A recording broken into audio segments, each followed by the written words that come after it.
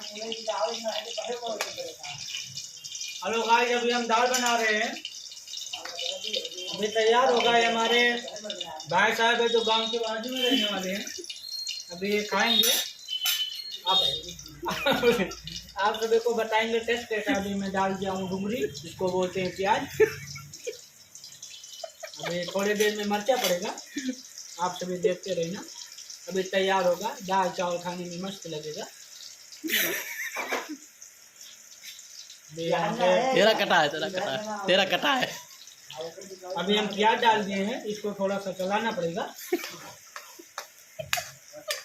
अभी चला दिए हैं, थोड़ी देर हो जाएगा, फिर डालेंगे मिर्चा, फिर टमाटर डालेंगे, तो टमाटर बोलते हैं। હવે पंखो बंद कर देना करी भड़को थाय तमरो ना ना ये काय नहीं, इसका मतलब होता है कुछ नहीं होगा। हेलो गाइस, आप लाइक करें, फॉलो करें।